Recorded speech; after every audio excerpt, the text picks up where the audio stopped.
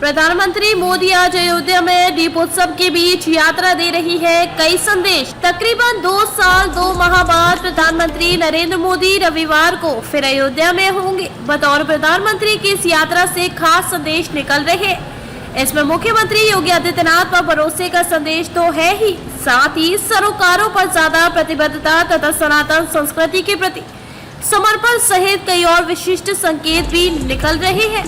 प्रधानमंत्री की इस यात्रा से निकल रहे निहितार्थों को समझने से पहले उनकी 5 अगस्त 2020 की श्री राम जन्मभूमि मंदिर निर्माण की शुरुआत से लेकर उत्तर से दक्षिण और पूर्व से पश्चिम तक सांस्कृतिक सरोकारों से जुड़ी यात्राओं को समझना जरूरी है।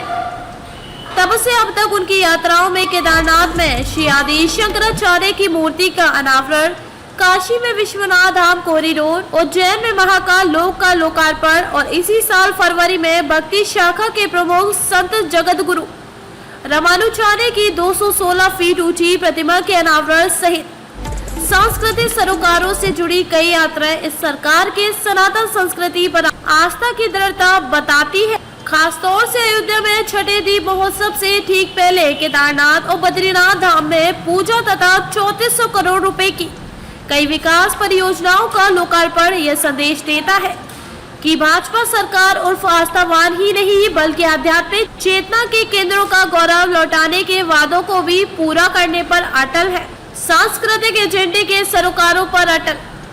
केदारनाथ के तुरंत बाद अयोध्या की यात्रा से पीएम मोदी शायद यह भी बताना चाहते हैं कि भाजपा सरकार न किसी दबाव में एजेंडे से पीछे हटने वाली है और न ही आलोचनाओं से घबराने वाली है।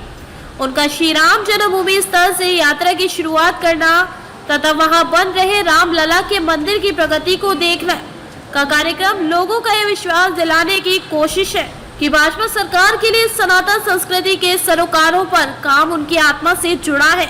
हालांकि प्रतीकों से राजनीतिक समीकरणों को साधने में सिद्धहस्त मोदी की अयोध्या यात्रा सियासी संदेश भी देती दिख रही है।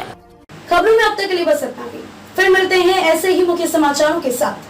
तब तक के लिए नमस्कार और देखते रहिए NMJ न्यूज।